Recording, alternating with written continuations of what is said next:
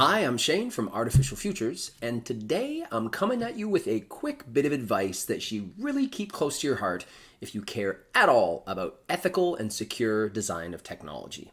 In fact, I want to give you what I consider to be the single most important word when it comes to technology ethics. That word is simply transparency. Now, you've probably heard people talking about the word transparency when it comes to things like social media or AI. This is because it's a very common and popular word right now, but we don't all necessarily understand exactly what we mean by transparency.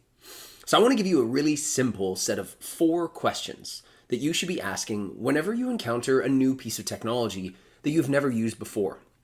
This could be some wonderful new ChatGPT-like program or Fandangled AI that does all kinds of cool things to you. It could be a service, process, or piece of software that a government or your workplace or organization is trying to push on you to use. It could be some pop-up link that a friend sent you that you want to look at and think that could be fun, but suddenly get that weird feeling in your stomach of like, am I about to lose a bunch of personal information to this? These are the kinds of questions that you should pause and quickly ask yourself. So what do we mean by transparency? Well, the first thing you need to know is who owns or operates that technology. If it's somebody like Google or Facebook, at minimum, these are large organizations that you can hope will be more secure with your data. But you should also at least consider that those organizations have their own biases, their own alignments, their own interests of things. That leads into the second question that you should ask, which is, what is this technology's objective? And here you need to sort of bifurcate your mind, because there's going to be the sort of obvious and stated objective, which is probably what you're trying to accomplish. I want to generate a cool new band name, or I want to have this thing write an email or a short story for me. But there's always usually going to be a secondary objective, which is, what is this organization trying to achieve? It wants to gain data on things about my personality or learn more about how white Canadian males spend their time. Third question, what data does this thing already have access to? If it's interacting with me, it could be trying to influence me, persuade me, change my way of doing things. And you should know by that if it already knows some things about me that might allow it to do that. Now, this is easy and obvious on social media platforms because obviously you know all the data and things that you post on there, but in this day and age, you also have to sometimes do a bit of research to learn that there might also be some data buying going on in the background.